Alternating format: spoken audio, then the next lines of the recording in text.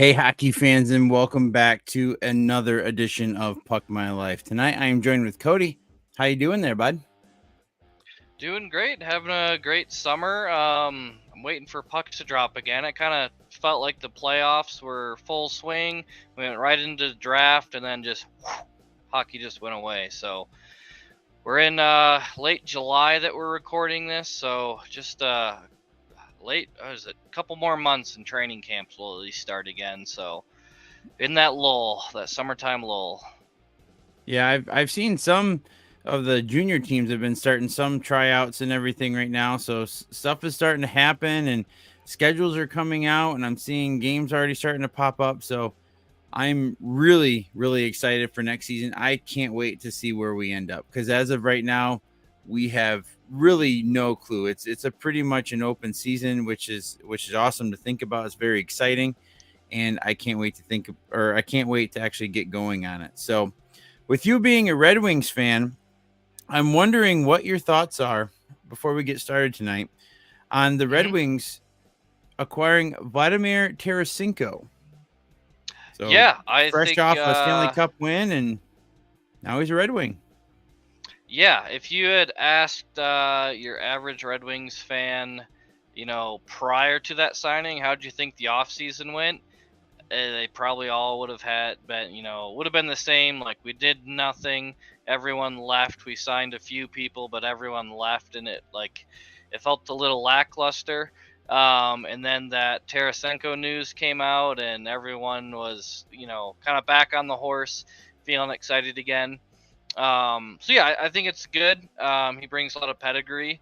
I think he'll do kind of a lot of the same things that David Perron did, just a little bit better and at a Okay. slightly higher price. So I'm all about it. He's a two-time Cup champ now, so him and Yep. Patrick Kane back on a team again. Had a little bit of time together in New York. So that was the most exciting move to me, I think, was bringing Showtime back. So obviously excited for Tarasenko, but more Patrick Kane. Sign me up for that. Yeah. I'm super excited to see what's going to happen with the Red Wings next season. Hopefully, you can make it back to Detroit and catch a game there. And then the other big news that dropped too, or at least something with what we like to talk about, Stamkos. I thought hmm he was going to retire a Tampa Bay Lightning, but the forces that be said no. And so now he's out. He's in Nashville. So I'm wondering if I was a year too early in predicting Nashville to win the Stanley Cup championship. You might have Now that been, he's especially with some of their signings. They're signing some guys that are, they can still bring it, but they're up there in age, so it's they're in win now mode, that's for sure. Because they got Stamkos, Marchessault from Vegas. I think Um, O'Reilly's still with them. yep, and then there's one other big name signing that I'm drawing a blank on. Oh, Brady Shea. They got Brady Shea too, if I Oh, remember yep. correctly. So I mean, they're bringing in some veterans, especially with Stamkos, two-time Cup champion. He's been to the finals four times. Now they're bringing in Yeah. Marchessault. He's been to the finals twice. Conn Smythe winner.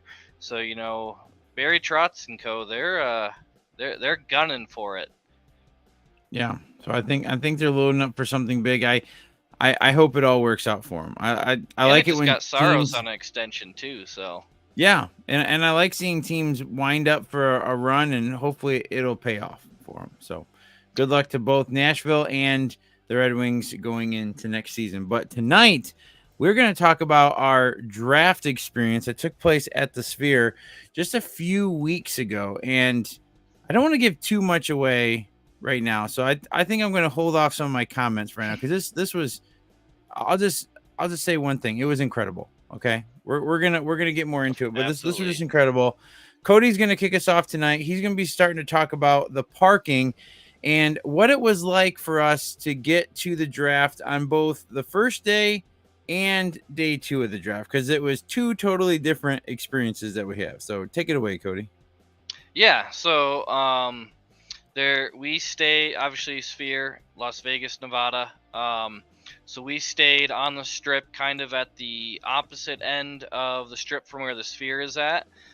So for night one, we parked at our hotel, kind of on the opposite end of the strip there from the Sphere, and then left the car there. And then we actually took the Las Vegas monorail system from I think where did we get on it near the Luxor? Is that right? Or was yeah, I think yep, we hopped on at the Luxor, Luxor. we got off at the Flamingo. Yes, yep. So we took it from there, from Luxor down to Flamingo. Um, I'm trying to think. We probably spent 10, 15 minutes waiting for the monorail to get there, and this was like what, maybe 2 o'clock in Las Vegas in late Yeah. June. So it was, suffice to say, it was what, probably at 112 out. It Yeah, it was a little was spicy. it was warm. It's a dry heat, as they say, but it's like an oven. So it was warm waiting for that. Once it got there, we were probably on it for 15, 20 minutes. Got off Flamingo. It was probably a 10-minute walk from there. So in total, it took us probably about 30 minutes to get over there from our hotel. I think we paid. I think one-way tickets on the tram or the monorail, I think, were like $6. We bought like a 24-hour pass or so, and it was like $15 a piece. Yeah. Um, and so yeah, it was a great way to get over there, to walk over there. I mean, you gotta deal with the heat. So that was day or for night one getting over there, which the draft I think started at 4 o'clock. Doors opened at like 2:30, so you're kind of heading over there in the heat of the day. And then for day two, it does start early in the morning. I think they started the second round at like 8:30 in the morning, and so Tyler had a flight to catch pretty much right after we were leaving the Sphere. So to make sure we had enough time, over there, we did drive over and park over there that day. So you can kind of see on that map there. I think we We were were in in parking S. lot. Yeah, the S. We were pretty darn close. Um, which, if I remember right, all the parking kind of cost us, at least on the day we were there, no matter which lot you Yeah. were in, it kind of cost the same. We got over there early. Um, so I will say it was some pricey parking. It was, I think, like what we were talking about a little bit ago before we got on, about $35 to park. Yeah, unfortunately. Um, but in the situation we were in, where we had to, as soon as we were done there, we had to hightail it, get Tyler to the airport. I think it was the right choice for us to make, because it extended the amount of time we could be there at the Sphere. Because then, literally, walk out the doors, car was about 2-minute walk away, and then Yeah. boom, it was about maybe a 7-minute drive from the Sphere to the airport. Um, so plan ahead. I would say, if it's in Las Vegas, you're probably staying on the Sphere somewhere, or on the Strip somewhere if you're trying to go to the Sphere. I don't know when the next time an NHL event is there will be there, but um, I think as you we continue through this episode, you'll probably get the impression that Tyler and I like the Sphere a lot. So even if it's not an Yes. NHL event, I would recommend checking it out. Just plan ahead how you want to get there would be my recommendation. Exactly. Cool. And then so for tickets, we did buy these directly from Ticketmaster. And so like we said, it is a 2-day event. And so you buy a ticket either for night one, which is just the first round, or you buy tickets for rounds 2 through 7, which is the second day. Starts earlier in the morning. Now, if you're looking at it from just a pure value perspective, you'd think, okay, if you're just going to one round, it would be cheaper, versus day two, you get to see 6 rounds. Not the case. The night one, it's we'll talk about it more in kind of the atmosphere and the differences between night one and day two. But night one, it's a spectacle. It's a huge event. That's when all the big name players go, so it does cost a little bit more. We were in the 400 section. Tickets were in the lower sections, were going pretty fast when I bought these as soon as they released. So it was an expensive ticket, I would say, for how high up we sat. So I think we paid after taxes, it was 115 a ticket. And then day two, we sat a little bit lower, and it was about $55 a ticket after fees and everything. Now, what I will say is the Sphere is a unique venue. We'll have some pictures kind of later on. So most venues you go to, the 100 section is the place to be. Um, Tyler, if you were to go to an event at the Sphere, would you want to sit in the 100 section at the Sphere? Not after we went down there and checked it out. I would not. I would not either. There's some obstructed view seats down there, which when you're at the Sphere, the view is everything. So I think, on night one, we just stayed in our section. It was a pretty packed house. Day two, not nearly as many people go. So we spent a good chunk of time in our assigned seats, but then we kind of popped around a lot. There's a lot of opportunity to kind of check out different sections. In fact, they closed off the entire 400 section on day two. But I would say, if you're going to the Sphere for any event, for my money, I would say the 200 level was probably the best view. 300 was great as well. 400 is fine, no complaints. But I think 200 would be the best. So for an event like this, it's kind of a unique event. I thought prices were a little high, but it's something worth going to, I would say. What are your thoughts on ticket prices, Tyler? Well, having had gone to the draft the previous year, I mean, this was a little bit more expensive. I did expect the prices to be more expensive going to this just for the fact Hmm. that it's not in a full blown arena. So I knew that there was going to be not nearly as many seats. I hadn't really looked into the Sphere all that much. I didn't really know too much about it. I didn't really know the seating capacity or anything. So I figured it would be a little bit more. How much more? I wasn't 100% sure, but it definitely was. And I'd say for what we got ticket wise compared to what I paid for my ticket last year, it was definitely worth it being at the Sphere and the spectacle that it definitely was. Yeah, you raised a good point about the seating capacity because I think as we were kind of gearing up and getting ready to go to this, I think I definitely had the assumption, that it's the Sphere, all the seating's on, one kind of, I guess since it's a circle, so to speak. Like I was like, it's gonna be one slice of the pie, and that's where all the seats are. So I Yeah. thought the seating capacity would be significantly lower than your average NHL stadium. Surprisingly, it's not. I think it's around 18,000.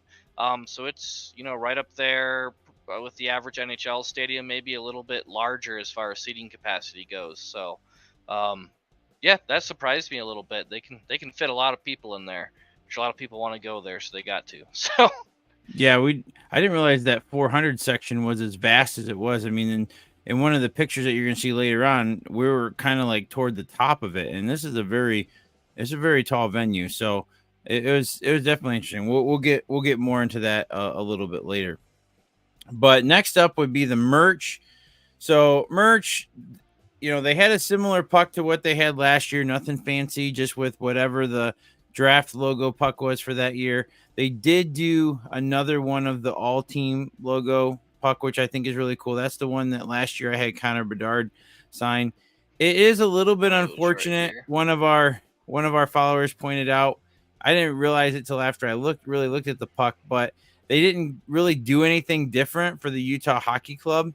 It's just the NHL shield. I don't know if they tried adding them in or if they just put the shield in because at that point when these were printed, that they didn't have a team name or it was still like up in the air as to what happened. I mean, because it doesn't have Arizona on there, so these were definitely printed after. But I think at that time, like a logo or whatever they wanted to submit wasn't done yet. So unfortunately, it didn't have them on there. Next year it will. But yeah, still a unique puck for that. And then this year they had a third variant. It's hard to see in this photo, but it is like a navy Got one right color. here. That one's autographed. Yeah. Yeah. So I think didn't we have the same guy sign our pucks? Yep, Caden Lidstrom, number 3 overall pick to the Columbus Blue Jackets. Yeah. You tell me whose Yeah, signature turned out better. it's true. We paid the same Yeah. amount for these, which is 0. So Yeah. the autograph, great guy. He was really So, friendly. so tell us below which autograph you like better. Mine's just a few little circles, and his is an actual autograph. I was contemplating if we needed to get actually more autographs to actually like wash that puck and wipe it off and then start over. But I'm just gonna leave it now. It's done. It's over. I did get this one as Yeah, well by yours won, Cody. Chicago's number 18 overall pick. Yep. Oh yeah, I forgot about that Sasha, one too. Russian name with a B. I can't pronounce his last name. So Yeah. another really friendly guy, great kid. It was really Yeah, nice. it's cool. So yeah, let's move on to concessions. I know I didn't have anything. You had something. If you want to go ahead and talk about these prices, I thought they were a little high, but what did you think? Yeah. Oh, yeah. There's no denying they were high. I mean, it's Las Vegas, so for live events in Las Vegas, you and I have both been to Golden Knights games. We've been around Vegas. Everything but flights and hotels are expensive in Vegas, including the concessions food. So, I mean, for the Vegas scale, this is about where you'd expect it to. For anybody else, from around the world or the country, this is pretty high. Um, so I don't think we got. This is just one of the kind of the basic concession stands that they had in the venue. They do have some little food stations that were kind of like in a little like tucked away in the like actually in the building rather than like a little cart kind of thing that these were. So they had some more options there. Now I did get some food and it was good. I would actually say the food in those little like kind of concession like restaurant kind of things were actually kind of relatively decently priced, I would say. I think it was day 2. I got an order of chicken wings, barbecue chicken wings. It was like $14, um, which for most restaurants, I live in the western half of the country. I would say that $15 for like a dozen chicken wings is pretty comparable to where anywhere else around here. Yeah, that Um, wasn't bad. and they were big. I mean, they weren't Yeah, they weren't yeah, small. They were probably about that big and about that big they around. were And good wings. yeah, and yeah, I think I might have shared one or two with you, and they just slathered them in Sweet Baby Ray's, which is a way to my heart. So Yes, I sir. thought they were great. It was interesting. They did sell their own branded water in little aluminum cans, which was kind of Yeah, it was neat. neat. Tasted like water. I think it was probably the same water that they have on here. Yeah, just a regular water. So it's expensive, but I will say for venue food, it's probably I It's don't know not if I've bad. had. It was good. It might have been some of the best No, venue like venue food I've ever had. So, it's Vegas. A lot of really good food in Vegas. So I might recommend eating before you go to the Sphere, just because not that the food's bad at the Sphere, but you're in Vegas. There's so many amazing food options. I mean, it's when I'm tough. in Vegas, it's Korean barbecue every time. Tyler knows this, so Yes, I'll load up on that. exactly. And we did before the on day That we one. We did. definitely loaded up, so we were good for the day. Yes. Yeah. So next up is atmosphere. It was it was just incredible. I mean, walk. This was after we got out of the Sphere the first night. One thing that was different about it, and I want to get your take on it, Cody. What did you think about going to the draft at 4 o'clock in the afternoon when most of the time when we're watching it, back home, it's 7, 8 o'clock, and then it was just really weird to me to be on in that time zone, going and checking it out, and then having all this stuff. Like it seemed like it was so early for us. Yeah, it's a really What good is point. I yeah, what think are your thoughts? I obviously grew up in Michigan on the Eastern time zone, but I've lived out west, in the Mountain time zone now for about 5 years, and yeah, it's a really interesting what's the like dilemma, I guess, Yeah, is the way they're with a lot of broadcast and sporting events, Super Bowl included. There's a strong East Coast bias, I would say, to kind of put it. In that prime time on the East Coast, because the draft on the hmm Eastern time started at 7 p.m. So kind of in the early evening, everyone's winding down, everyone's home from work, kind of deal. But on the West Coast, in Vegas, it's on Pacific time. Like I said, it was 4 o'clock. I think the sun had just barely gone down by the time we got outside. It was Yeah. it was only like not even 8 o'clock when it was over. So, that's interesting, yeah, because at least it was finally a little bit dark outside, and the unbearable Vegas sun was away.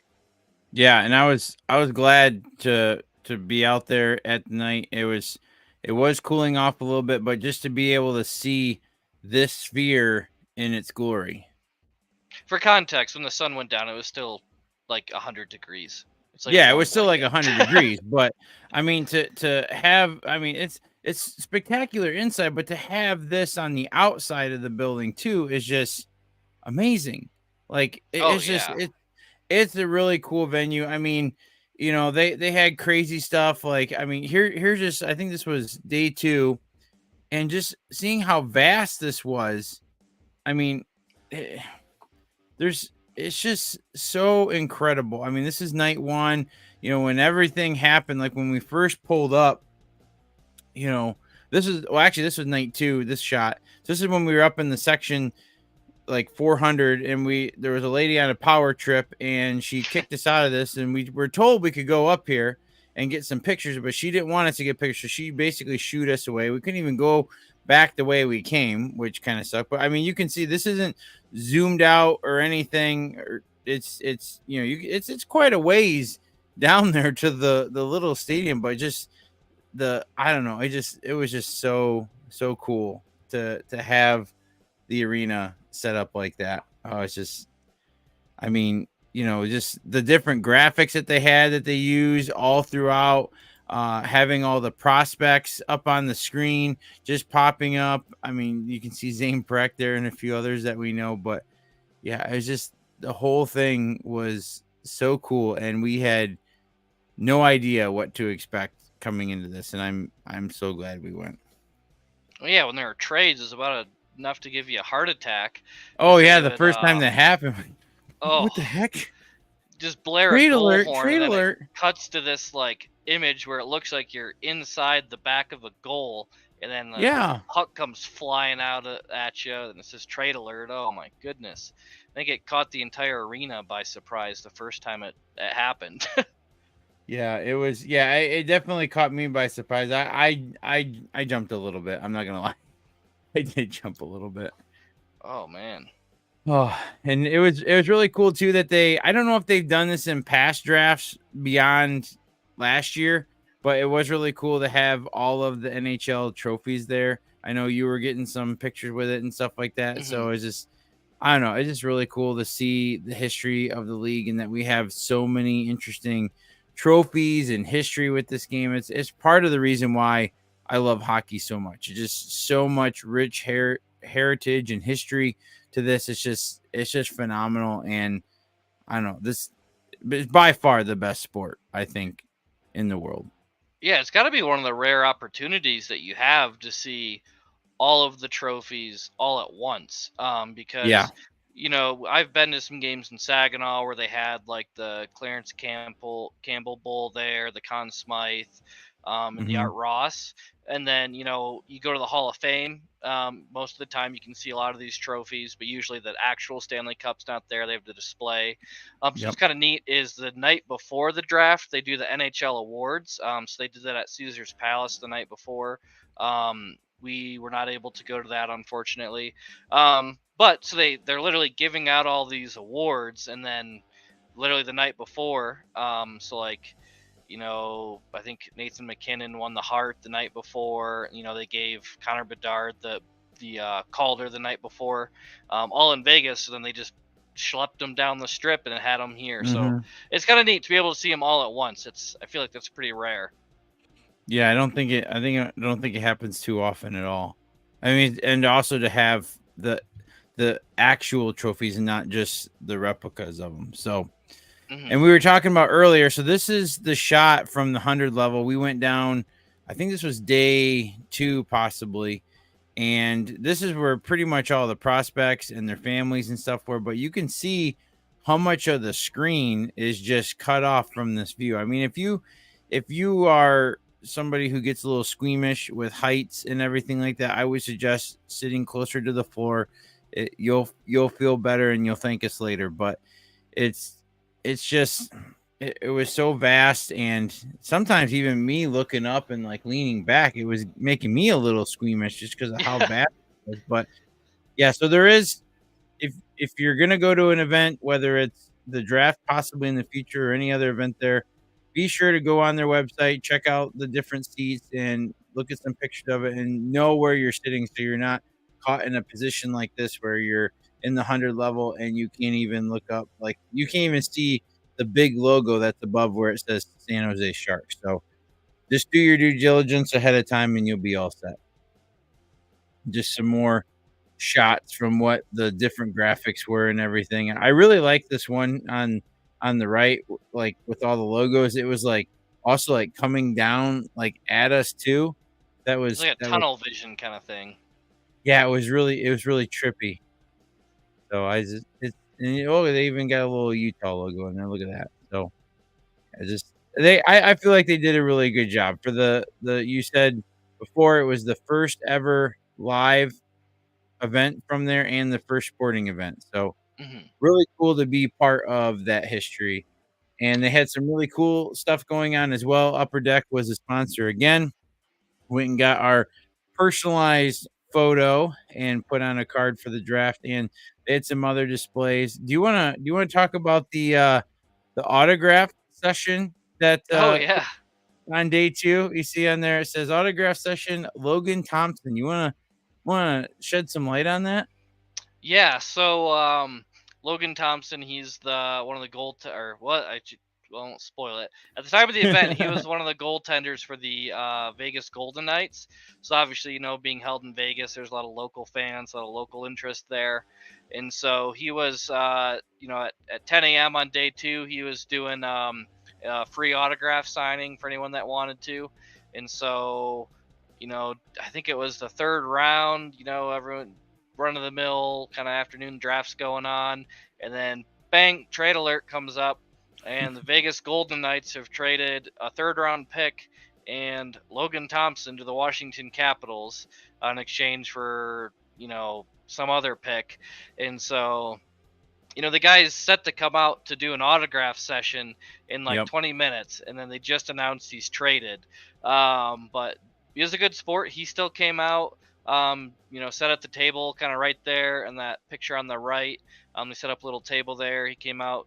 I mean, he was signing stuff for like 2.5 hours. He was out there for a while. Yep, Um, just saying goodbye to everybody. yeah, a lot Poor of guy. Washington fans got in line all of a sudden. Wonder why. Yeah. Um, So I actually did read later on that Kelly McCrimmon, the GM of Vegas, actually had called him at like 6 a.m. that morning to let him know, like, hey, we're probably going to trade you today. Because I guess he'd actually requested a trade.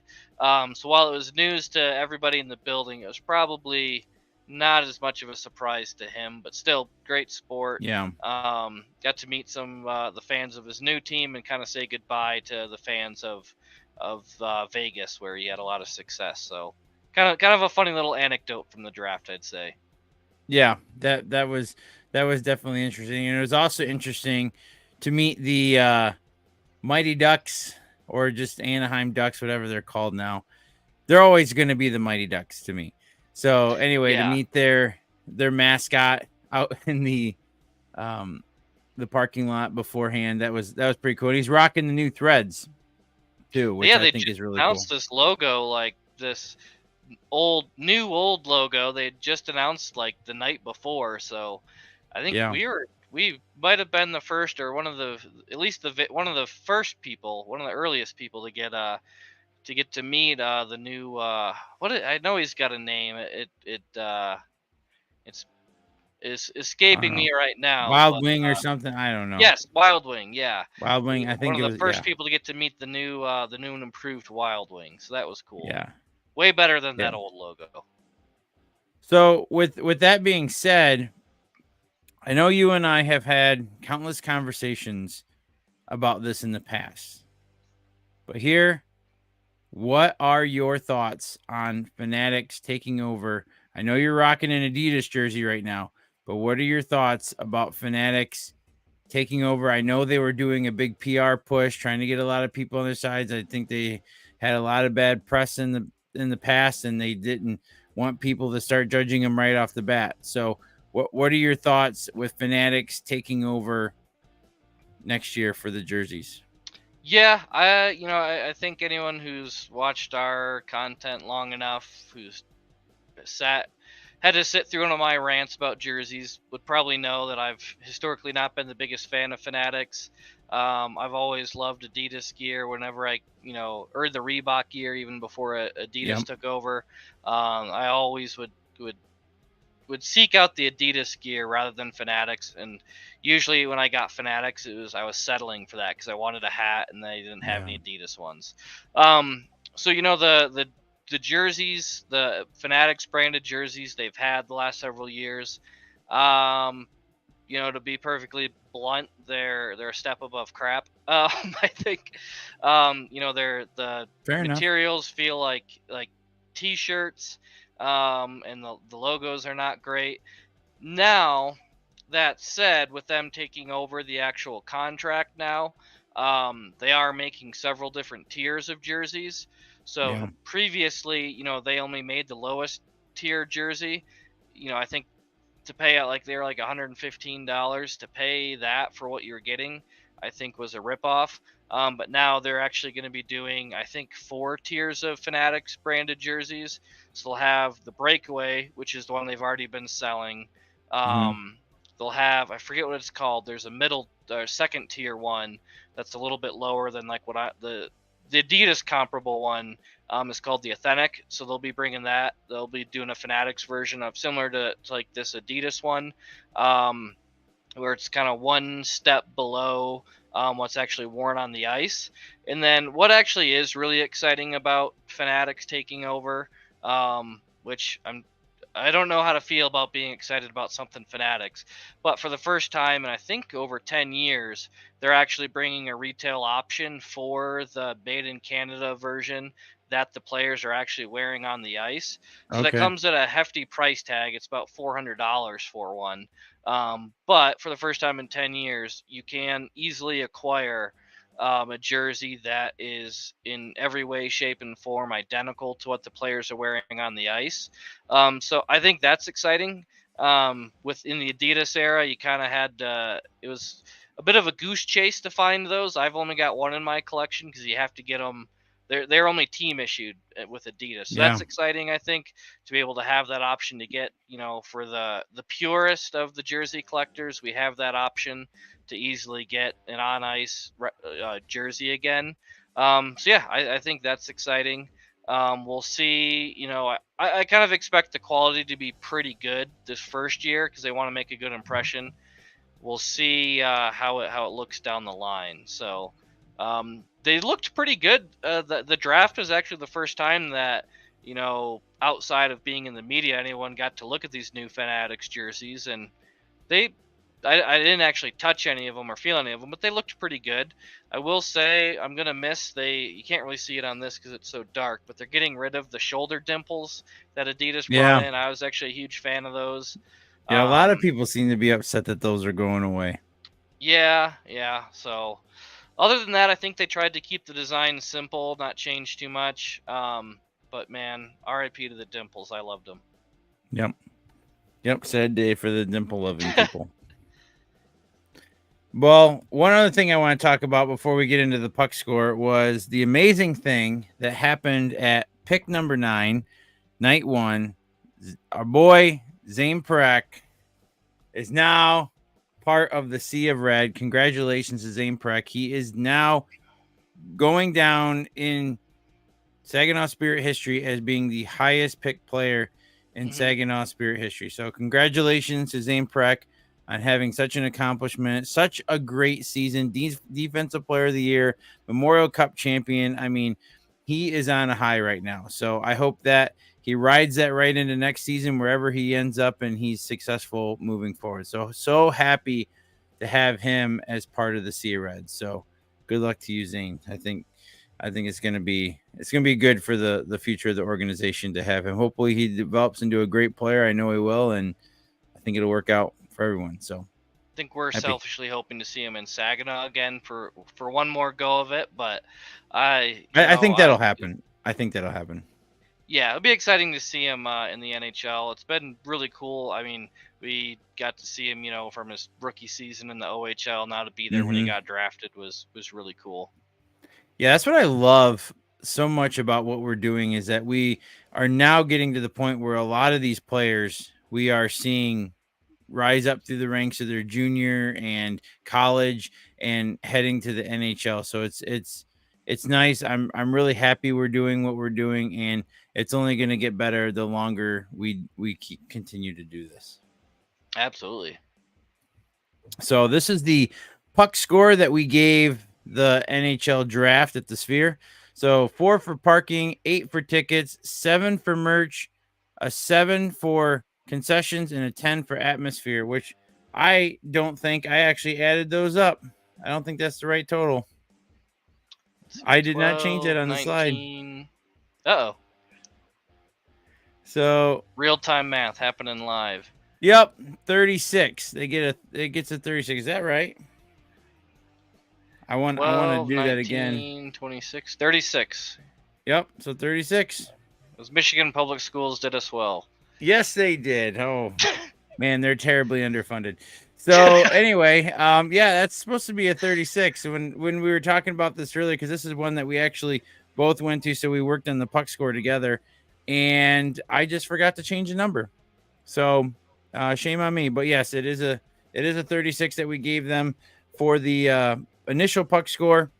And then see here, I didn't even add the total, so we can put the total in here. They get a 39 is their total because we gave them a 3 out of 3 for the wow factor, just because when we first got there, they had everything on a little screen, and then it just went to big screen, and that's when everybody went wow. Everybody's phones were out, everybody was recording, taking pictures, everything. So yeah, so the NHL draft in Vegas, we give it a 39. It was So an amazing event. It looked great on yes, TV too. I don't know if you're able to go back and see what any of the TV broadcast looked like. I mean, it was amazing in person, but it looked exceptional on TV as well.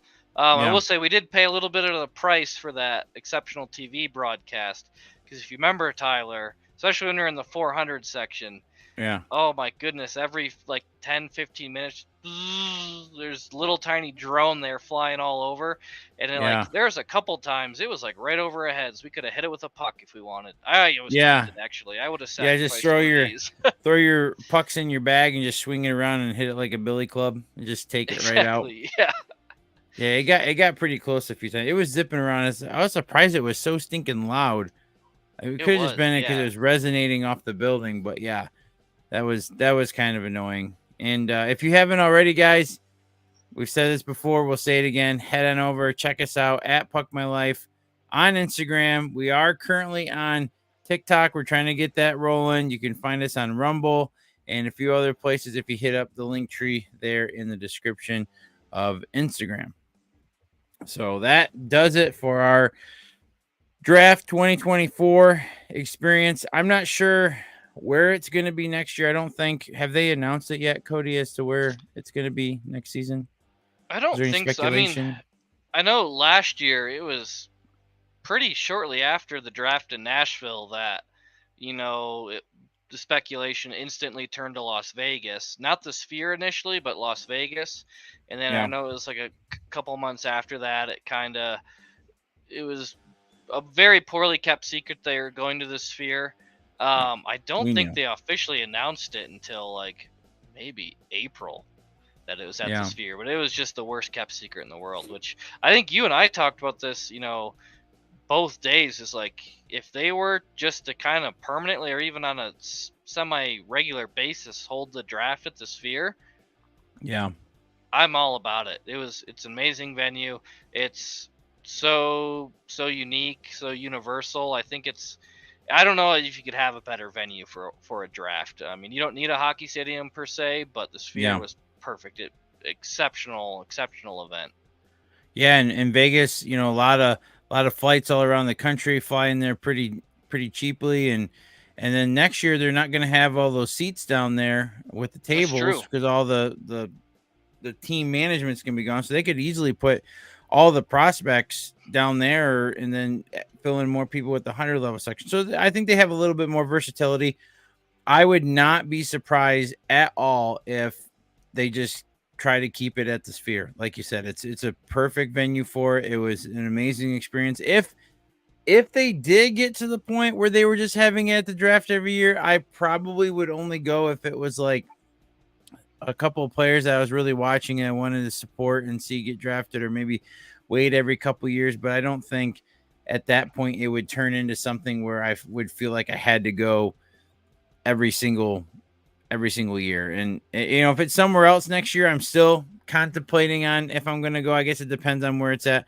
Going to the draft is a lot of fun, but it doesn't really change up a whole lot. So let us know below what you guys think. If the draft would be something that you guys would attend, have you been attending it every year? Would you keep going back? Would you like think that they're going to have it at the Sphere? Just give us your thoughts on what you think the future is of the draft and everything. So I don't know. We'll just have to wait and see when that gets posted. Hopefully, I'm sure they'll post it before the preseason even starts. So we'll know where it'll be at next year. So I have to wait and see what happens, I guess. I don't know. Yeah. So one last thing I wanted to leave you with, Cody. So in one of our previous videos, we talked about that you and I have had some jersey regret.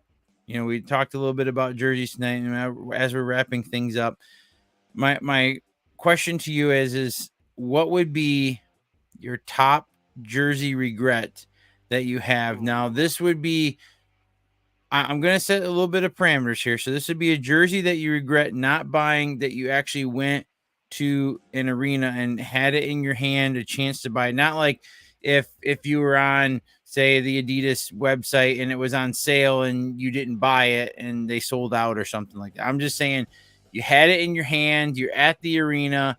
What is your biggest jersey regret to date? Ooh, I think I think it's got to be the Erie Otters. I remember it was an awesome team store. I love their jerseys. I love their logo. They had the CCM jerseys there. I think I'm too much of a purist with my jerseys, especially. So I think you and I that season, I'm trying to think, we were there. It was 2022, so there's still a lot of COVID supply chain issues, and I think the quality with the CCM jerseys that season across all the OHL games we went to wasn't great, and so I think that's what kind of steered me away from it. But man, are those beautiful jerseys. I would have. I wish I love that yellow, and then it was their logo with not the full like otter head, but it was like kind of like the shield with a little bit of the otter head on there. Yep. Just great jerseys. I loved them. It was a great team store. It got a few pucks there and overall, but yeah, I think that's probably my biggest jersey regret. I think I already know yours. Would it be Tucson? That one is up there. It's kind of a toss between the Tucson Kachina logo and the third alternate for the Edmonton Oil Kings. Oh yeah, that one was great. So yeah. As far as like the new retail ones go, those would probably be my top two. Actually, like I think now that the Tucson one, I would have been happy to have either one because I really do like their regular one, but I also like the Kachina one because I do have the Arizona Kachina logo one, the Coyotes one, so it'd be really cool to have both. But if I had to take it a step further, and if there was any game used jerseys that we had an opportunity to, we talked about it earlier this week, and we're stupid to not think about this. When we were in Vostervik, they were selling the game used jerseys, one of my favorite jerseys in my collection. $25 US, no tax. And so we each got one, and I'm just kicking myself now that I did not get a white variant while I was there. I don't know why. I know. I know. For as much as we paid for the HV jerseys, like we'll talk about that in the video coming up. But still, it's like that. I think as far as game used jerseys, that is probably one I wish I could go back and rebuy, especially with the price, man. I mean, two international game used jerseys for $50 US. Petra, if you're watching this, hook us up, please. I'm like an XL. Cody's like a large, medium, wherever you're at right now. And yeah, hook us up. I'll send you the address where you can send those jerseys. We need the white variants for next Yes. season if we end up going back to Sweden, which who knows? We might go. We don't even know. I will tell you this. I will give you guys a little bit. And if you've made it this far and you are the first person to message us on Instagram and comment the word Arizona or phrase or team name, let's go with this, Arizona State, because that's where we're going to go in October. I will send you out a sealed pack of SP Upper Deck 2020-2021 hockey cards where you're looking for autographs and jersey cards. So if you're the first person to do that, if you made it this far, comment Arizona State, send it to us on Instagram, and I'll get your address and we'll send that to you. So what are the dates for that again, Cody? Going to Arizona State, watching them play Michigan? October 10th and 11th, I believe. Okay, so October 10th and 11th, expect to see us in October. We have looked at, I've had multiple people ask us over the last couple weeks, like, where are you guys going next season? And I've been posting some stuff too, asking people where they think we should go. And I'm just going to be upfront with you. We are looking at the possibility of going to Sweden. We are looking at possibly going to Minnesota, the Boston area, Pacific Northwest, Utah. There, at this point, since we went to Sweden, like we're looking at this worldwide. So we're not exactly sure where we're going to end up. We're going to be having some new stuff dropping soon. So if you want to support Puck My Life in our journey to go around the world and see all the different rinks and report back to you on them, what they're like, there's a way that you guys will be able to support us moving forward. I know some people have asked about that, and your support would go definitely would go a long way in helping us do that. So any little bit that would help. So we're going to be dropping some more information off on that here soon. We do have a few more experiences that we're going to be covering here in the next couple weeks. So we're looking at covering the Memorial Cup. We also have the Windsor Spitfires lined up, Indy Fuel, the Ferris State Bulldogs, in Western Michigan, the Broncos. So a little bit of a mixture. We're trying to get caught up as much as we can, possibly Motor City in there. It's just trying to line up some schedules on how we can get some stuff done. But yeah, we're going to try to keep them coming. Things have been kind of busy. We do got the junior showcase coming up here in a week or so down in Plymouth. So I'm planning on going down there. I'm in the process of filling out an application to be part of the media staff. So we'll see exactly what happens, but with that. So before we go, Cody, do you have anything else you'd like to add to the conversation about the draft or anything we have coming up with any of these possible trips? The draft, it's a great time. I would say, having gone to it now, I think if you have been following a lot of junior hockey, especially, if it's in your local area, I think it's a really neat event to go to, especially if the team you've been following has some really good young talent that's looking at getting drafted. If you're just an NHL fan, don't follow junior hockey too much. Maybe go once if it's not too far out of your way. Go to night one. It's more fun, I think, when you know the names. So that'd be my recommendation. As far as next season, I'm just excited for it to be here. Yeah. Yep, exactly. So can't wait to see where it's going to be at for next season. And I'm getting antsy now. I'm ready for next season. I'm ready for the pucks to start dropping. I'm ready to start traveling and get back out on the road and go to all these different arenas. So hopefully everything will work out. Stay tuned with us, guys. It's going to be a long road, and it's going to be a great season next season. So just remember, everything we do over here at Puck My Life is for the love of hockey, and we'll see you at the rink.